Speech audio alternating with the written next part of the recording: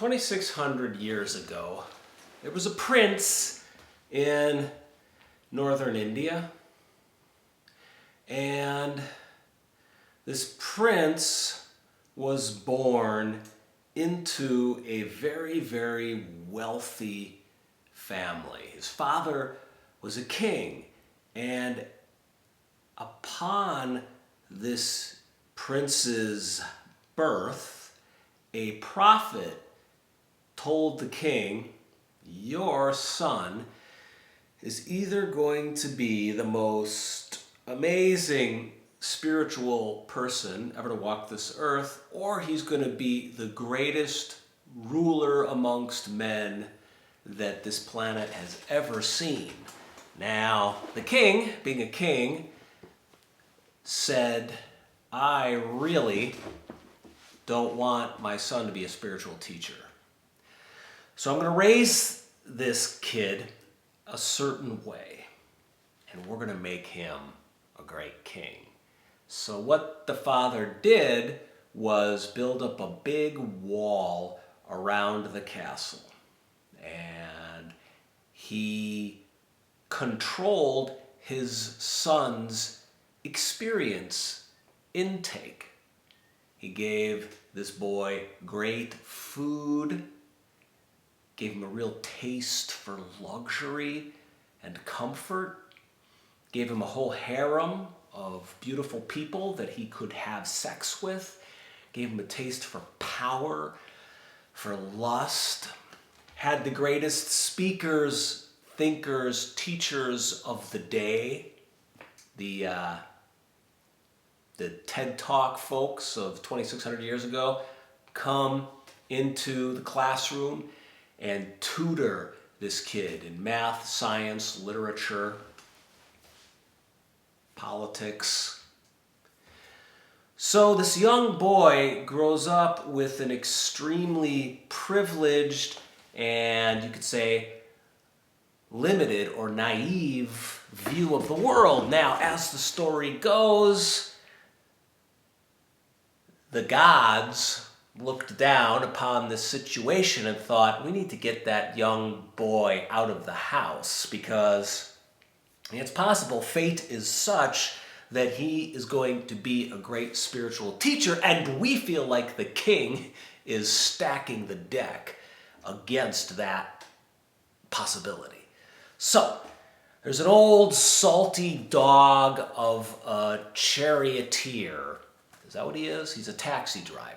He's a taxi driver with a chariot. And he's coming and going from the palace for one reason or another.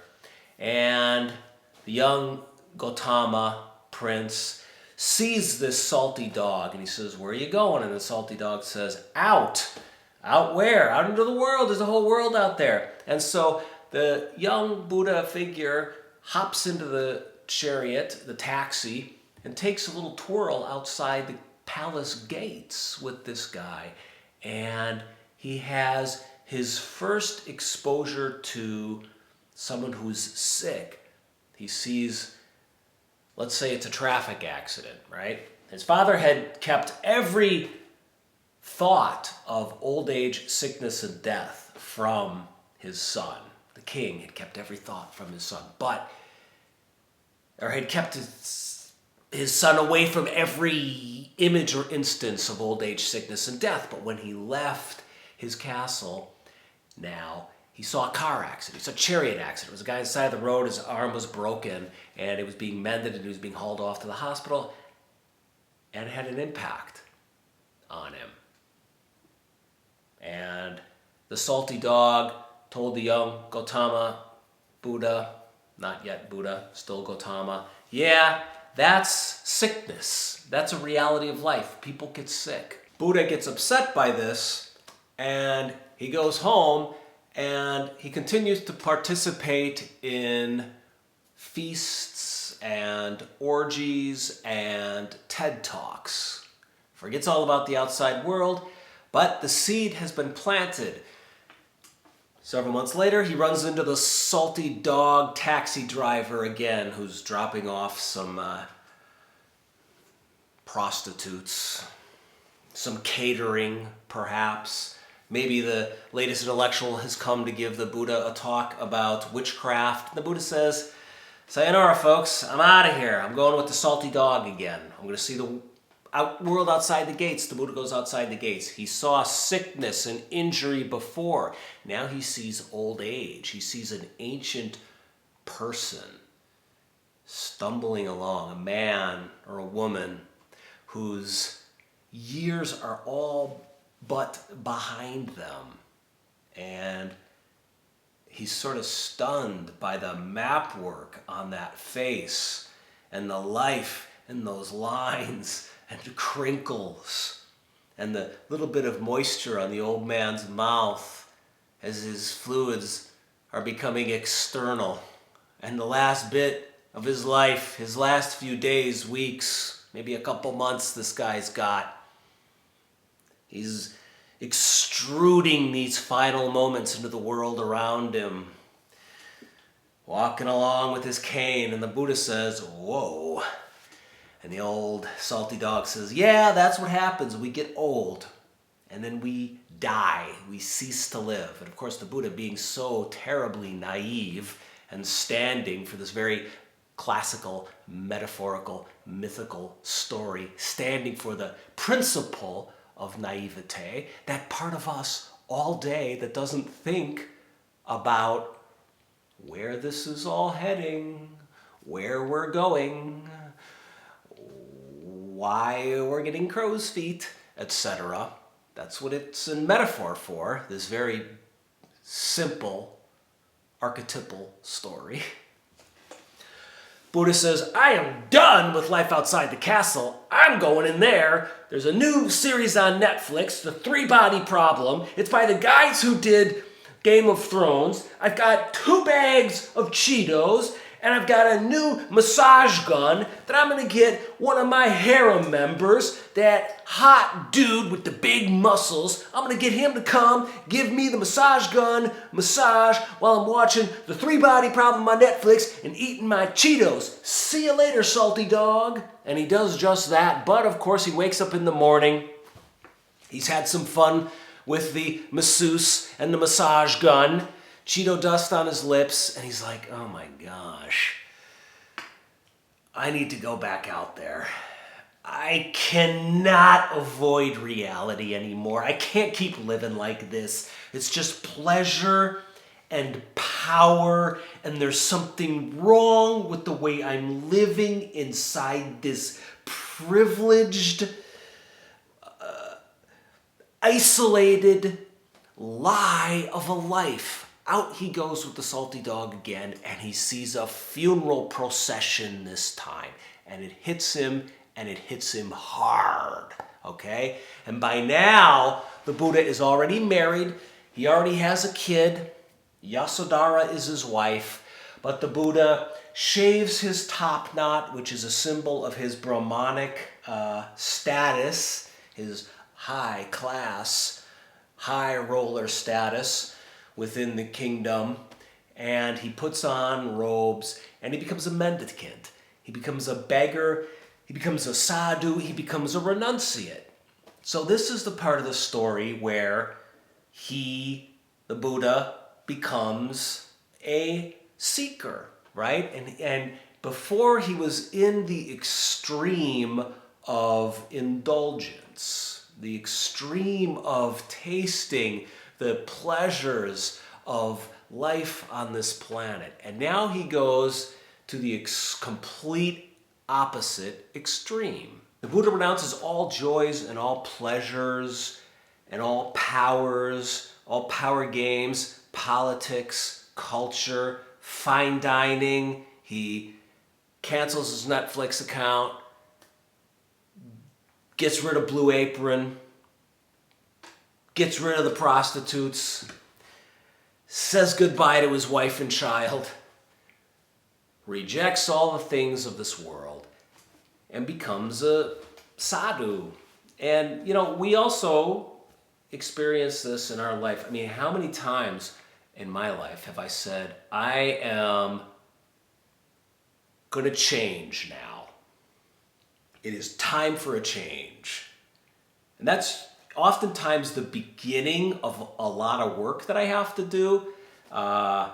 It's the beginning of an adventure. It's the beginning of something, but it's never what I think it is. That moment when everything's going to change, right? So the Buddha is out there like hard charging down the spiritual path, right? And of course, apocryphally, they say that you could touch, what was it? You could touch his belly and grab his spine because he was down to 1 grain of rice a day. So he's living the life of an extreme ascetic. And we see those people around us, and we have that impulse within us, right? It's when we feel bad about being alive, when we feel guilty. One who's Christian can feel guilty that they're not being a better child of Christ. I know people who have extreme anxiety about climate anxiety, and they feel guilty about using up resources on this planet. They feel incredibly guilty about having had children, someone in particular that I know. So there are different ways to manifest the ascetic principle or the life-denying principle. So again, this is a very simple story, the story of the Buddha. There's life-affirming, the life of a prince, and life-denying, the life of a priest or a renunciate / ascetic.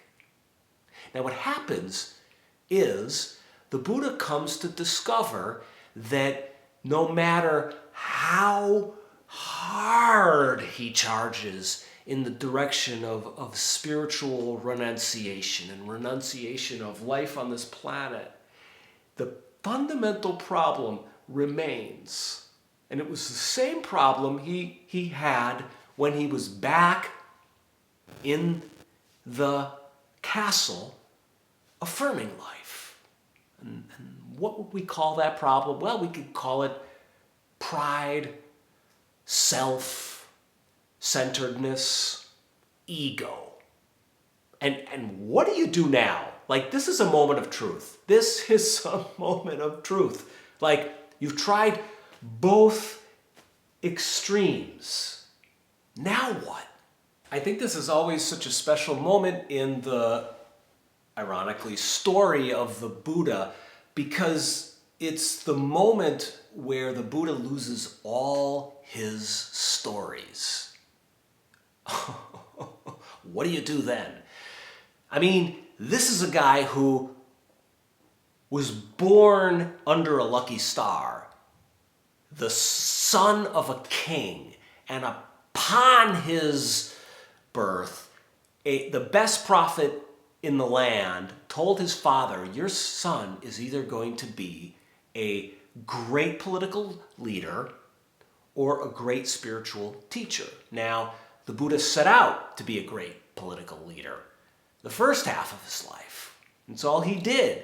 He learned geography, he learned politics, he learned culture, he learned pleasure, he learned all the things of the world, right? And then he decided to reject that path. He rejected that story. He rejected that narrative. He cut the strings of that puppet show, right? Because he was choosing another story, the opposite story, the story of truth, the story of God, the story of Brahman and Atman, and the devotion of his life to great spiritual principles, which were going to make him the most profound teacher ever. And he failed at that as well. So this is a moment, and again, this is a moment we also experience in our lives. It's a metaphor for a very special moment in our life when our stories run out. And that's a weird moment because stories, they structure our mind and they give us focus and purpose, and they're almost like the walls that contain the great rushing water of our life energy. And when those walls fall down, holy cow, what's next? Well, let's consider it a moment of freedom, of true and absolute freedom. The ego drops, and he has a moment of freedom. And what does he realize? This is one of the more interesting moments in this story. What does the Buddha realize? Well, he realizes that he's hungry. He's hungry, and he doesn't have to starve himself anymore. He's failed completely. He's a complete failure. Instead of having tunnel vision, he's got 360-degree vision now. It's like the scales have fallen from his eyes in a certain sort of way. He's let go of his ambitions. And he needs something to eat. And so the story is, he goes and out of the forest, and he finds a milkmaid, and she's made some rice milk. And I always love this moment because I think about it like, I don't know, somehow the Buddha is like his own child in this moment, and he's feeding the child this woman's milk, her rice milk. And of course, there's all kinds of stories about how the milk is the finest milk that was fed to the finest cow, and then that milk was fed to the better cow, and then that milk was fed to the better cow. Or maybe it was a goat, maybe it was a lamb. Do we drink lamb milk? In any event, it was very rarefied milk. He got it at Erewhon or Whole Foods. It was the good stuff, okay? This rice milk. And I picture, because the Buddha is a metaphor, a symbol for extremes, I picture this dude having burnt all bridges, the bridge to sainthood and the bridge to political power. And he's just in the present moment. And he's so thankful for this bowl of milk. I'll pretend like this candle here is the bowl of milk. And he got a lot of wax in here. And he holds the milk, he holds the candle, milk, rice milk, and he drinks it, and he takes it in. And it's this moment where the cosmic principle of oneness is manifested. And outside meets a cry coming from inside, right? A cry inside, a cry of hunger, a cry of hunger. Where does that cry come from? Where does that cry come from? Well, he doesn't care anymore that he doesn't identify with or as the cry. First, the cry of hunger was something always to be satisfied in the most elegant, sophisticated, rich, and indulgent way possible. The cry for food, the cry for sex, the cry for power, the cry for money, the cry for entertainment, the cry for wealth, the cry for status. He used to satisfy that cry, and then some, as a prince. And then he denied that cry, and he sat in the midst of that cry while it screamed up through his body and screamed so hard his flesh fell away and he became emaciated and his eyes were popping out of his head and he was very hungry. He denied the cry. Now, he fed the cry. There was some rice milk and there was a principle of oneness that was manifested, and outside came inside. And now the Buddha had energy. And now inside could come outside, which is to say he could do something now that he had taken sustenance. And what a divine bargain that is. What a situation we find ourselves in life. We take from the world, and that gives us another moment or day of life to enter that world and do things, engage with, be a part of that world. That's the human condition.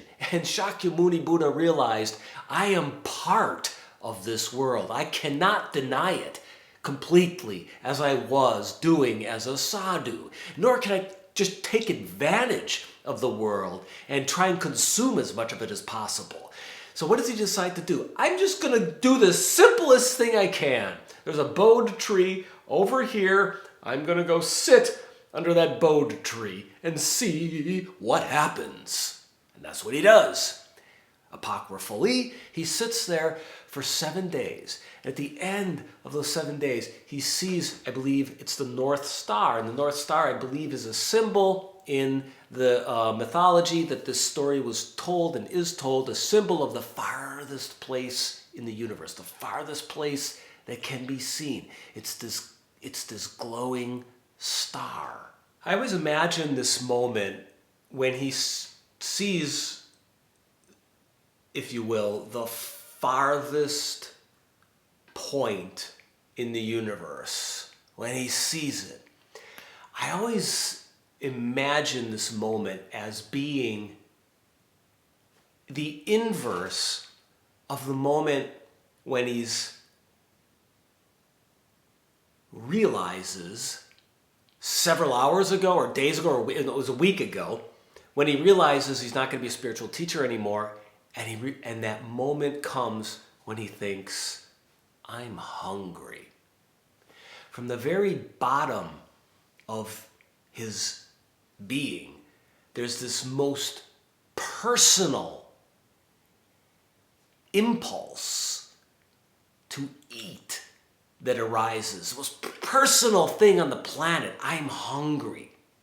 I imagine this then later when he sees that North Star as the most impersonal moment you can possibly imagine. It's a cold star at the farthest end of the universe. So you have this deep, ultimate intimacy of your own body craving something.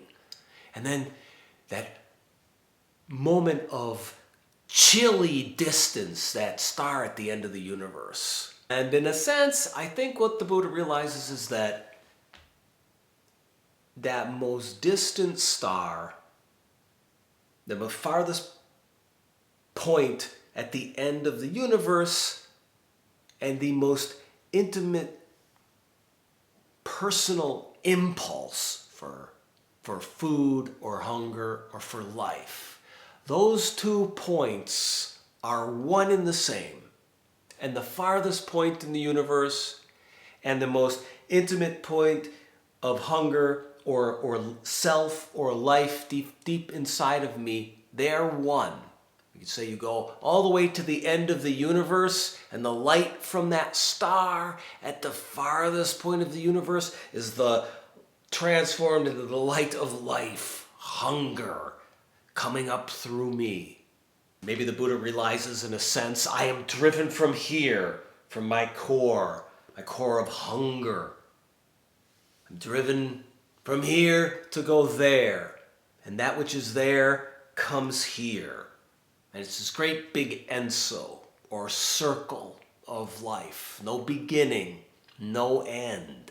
Fundamentally, no self, no other, no me, no you, no good, no bad. I like this story of the Buddha, especially as a writer, because it's like the ultimate story. It's the template for all stories. In a sense, it's the story of dropping your story from moment to moment, and also in a bigger sense, dropping the stories that we're living our lives by, the deep and bone deep stories, the stories we're carrying in our musculature from traumas that we've experienced, the stories we're carrying in the cells of our bodies from the traumas that our parents have experienced, right? Epigenetics tells us that there can be racial traumas that carry forward from one generation to the next, right? Like we're carrying and manifesting these things in our bodies and in our hearts. And when the Buddha story is a story about these these stories being carried to extremes, to one extreme, and then all the way over here to another extreme. And then right in the middle of this extreme is the razor's edge, or the middle way, the moment, the zero moment, the moment of recognition, awakeness, awareness, when the story drops and you get 360-degree vision, no more tunnel vision, based on the walls, like the walls around the castle that kept the Buddha in, the structures that imprison us in certain ways of thinking and living and being. It's such a deep teaching for me to reflect on this historical Buddha figure's life. You know, and I just think sometimes when I get confused about what Zen means, or lost in my own life, or I wonder what the meaning of this all is, I think it's like taking that hunger to the star. That's what I think about this Buddha story. Taking the hunger to the star. Taking the hunger back to the star. My teacher called this bringing outside and inside together. Or he would say, bringing mother and father together. The two sides of the cosmos, the infinitely large and the infinitely small. Or he would say ultimate expansion or ultimate contraction. And he would say, you, the self, it's born between, to use my metaphor here, the hunger and the star. It's born, the self is born between the inside world and however that manifests, and the outside world and however that's manifesting. It's born there. And the self's job, my teacher would say, is to bring mother and father together, just like a child taking both of their hands, bringing the hunger to the star, and not getting attached to trying to satisfy the hunger or to deny the hunger, right? And not forgetting that there's something bigger than ourselves, way out there and here all around us, giving perspective to that hunger.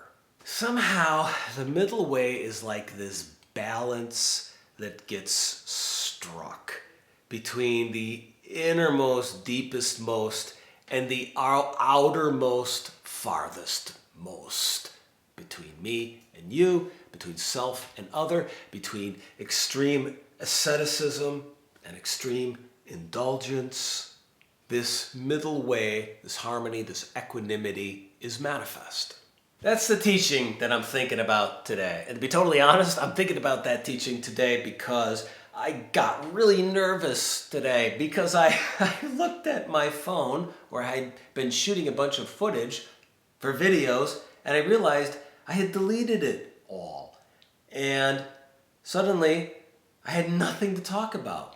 And that feeling of anxiety arose. And it reminded me of when I used to have to give these talks at the Zen Center to this college class. Joseph Vandermeer, I think was his name. If you're out there somewhere, Vandermeer, thinking of you. And these college kids would come and they had no interest in Buddhism whatsoever. And I had to somehow hook them. And they'd all be sitting in front of me. It was like 100 kids packed into the dining room at the Zen Center. And I'd tell them the story that I just told you. I'd tell them the story of the Buddha and try and share that myth with them. And maybe it might touch some part of them. That was my hope. So I hope it touched some part of you. I'm going to close on that note. If you like what you see here on this channel, you can support it. You can go to patreon.com/Shozan Jack Hobner. I always appreciate the support. And you can also hit the subscribe and hit the like button. There's also the opportunity for one-time donation. In the video description down below here on YouTube, there's a PayPal link. Otherwise, friends, I'm going to go do my zazen now and sit under my own metaphorical Bodhi tree, which is really just this lovely flower right here, which is perhaps too close to this candle now that I think about it. So I leave you. Ciao.